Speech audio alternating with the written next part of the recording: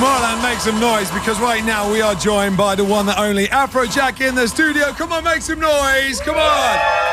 Hello. Are we live? We are live around the world. Hope you don't mind. Oh my God. So everybody's watching, everybody's listening, and it's taken 3 weeks to get you to this studio. I'm so sorry. Don't never apologise, but I'm glad you're here right now. It's always a pleasure. Let's talk emotions. Yes. I know you've done loads of stuff already, but what was it like stepping back with people here? Like, it must have felt really good, right? It did feel really good. And like someone asked me before in an interview, like, well, what's this reflection of love theme?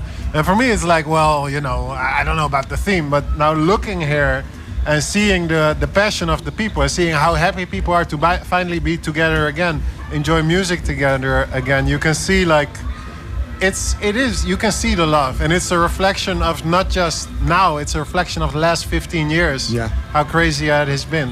Now, you describe Weekend One in one word, if you can. Weekend One by itself in one word or one sentence. Party. Okay. Party. What about Weekend Two? How did it differ to Weekend One? I was playing the library stage, and I was playing after Brennan Hart, and it was like filled with hardstyle fans.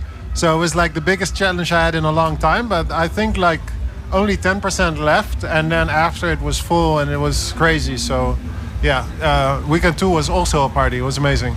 And let's talk about this weekend. It's obviously still happening, so you can't really describe it, but this is the weekend, right? This is the weekend. You're on the main stage, it's all you. You're coming in hot. Does it feel the same for you? Like for me, it's like, yes, when you're playing solo main stage at a slot like right before Demi and Mike at Tomorrowland, that's like, well, don't fuck up. It's you in your prime. This is you. This is what it's all about, right? That's what everyone is expecting. So it's up to me to live up to that expectation. So there's a lot of pressure, but I always try to downplay it, you know? Like I've been playing here for 10 years. It's fun, it's good, I'm very happy, the people are happy. I'm just gonna do my best. Exactly, and I'm not gonna sort of fan anything, but sometimes you just have to accept the praise.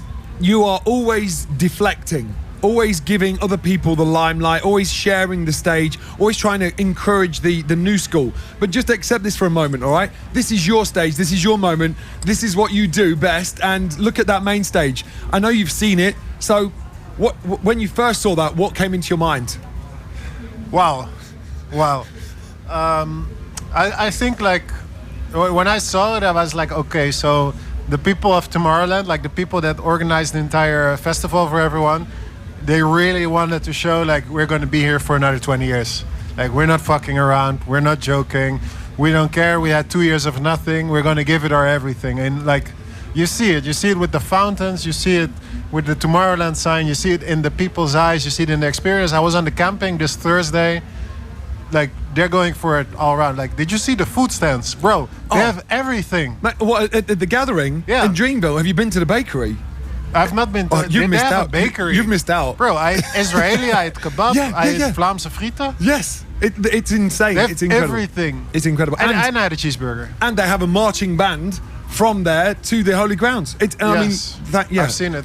So look. Quintino's brought his family, brought his pregnant wife, 8 months. Oh, wow. Yeah. So that was cool. That was a few weekends back. Hardwell brought his gran and his mum. And I know you're a family member, but have you brought any family to Tomorrowland this year? My grandma broke her leg 2 months ago. Oh, no. So she was in the hospital, and then like we put all the efforts, okay, you know what?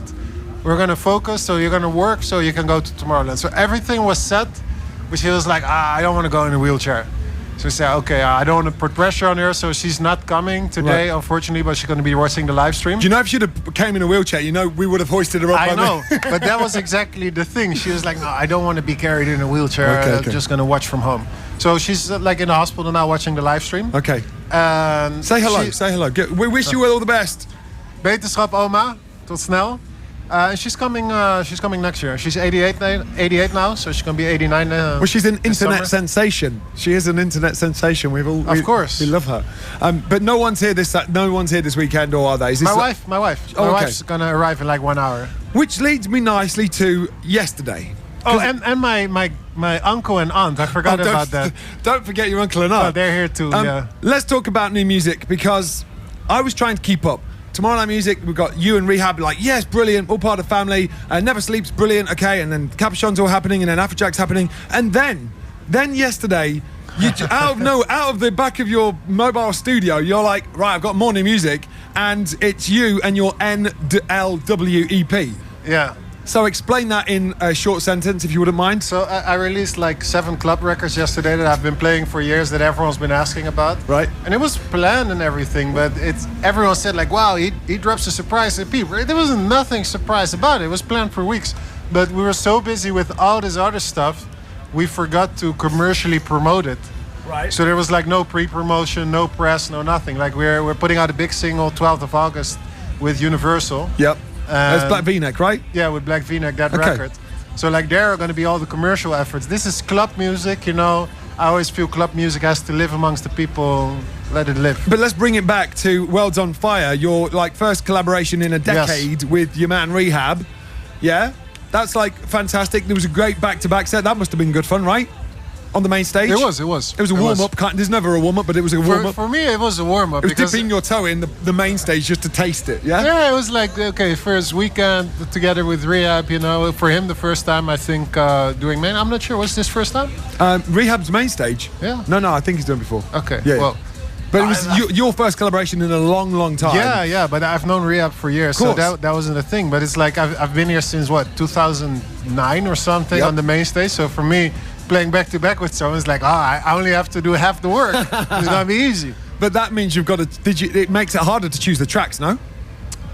Preparation is more difficult. Because in the preparation, you really have to, you really have to make sure all his records are in, all my records are in, you're not forgetting anything, and also that there's enough surprise in there. Right. So it's a lot of back and forth in the preparation. So everybody in the studio, listen to what I'm about to share with you, and everyone around the world, listen to what I'm about to share with you, because talking of Rehab, you, on your own social media, posted a picture of you and Rehab and Hardwell, and you put the question mark after collab.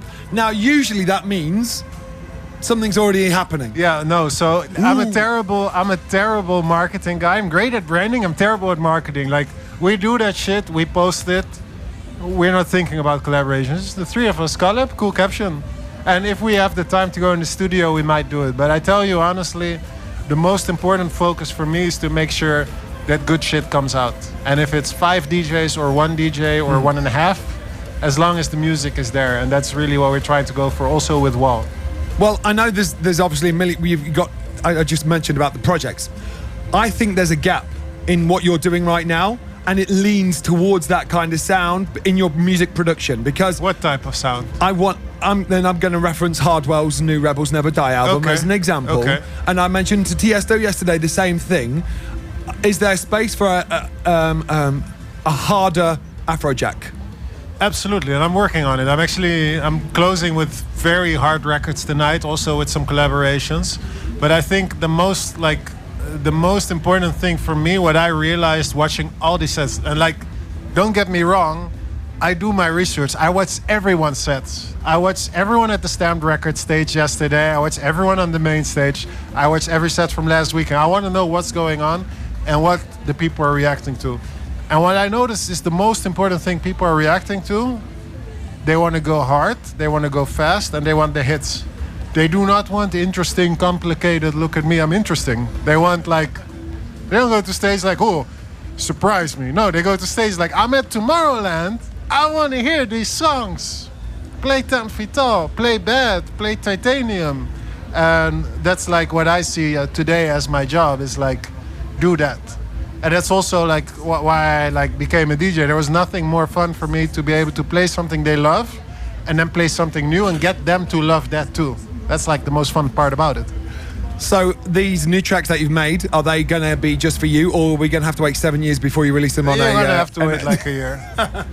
All right, let me talk, because I know I'm going to let you go, and we could, again, I really appreciate your time. Last question. All of your Tomorrowlands, this is a reflection of love. Which moment have you loved the most? One moment. Well, my grandma on her iPad recording 10 Feet Tall singing along, of course. Come on! That's what we wanted to hear, yes! No, but it's actually my grandma. For most people, it's like, oh, look at that grandma at Tomorrowland. It's my grandma at Tomorrowland. So It's very personal. And I think my second biggest moment personally is going to be today with this set. Even if it goes wrong, it's like this is the first Tomorrowland after COVID, when the whole world shut down for 2 years. This is where we have to show the world how important this is to us, how important Tomorrowland is to us, how important music is to us. So I think this is going to feel for everyone like kind of like a rebirth of our passion for dance music. We could listen to this guy talk for a long time, right, everybody? Make some noise, show some love. It is AFROJACK, come on. And before you go, it'd be rude not to give you a bottle of our own Solavida. Have you tried this yet? No. All right, well then, take it. It's a bottle of our own Tomorrowland wine for you, so enjoy it, celebrate it. It's kind of in the middle, it's a sparkling wine. It's neither a Prosecco. Does it spray? Yeah. Take it to the main stage and do your worst, all right? Get it overstretched, do what you like. Everybody, more love for AFROJACK. Thanks so much. Awesome. I'm not apologising for 1 minute for talking for so long with AFROJACK when he's given us gold like that. Right, let's go back to the main stage right now.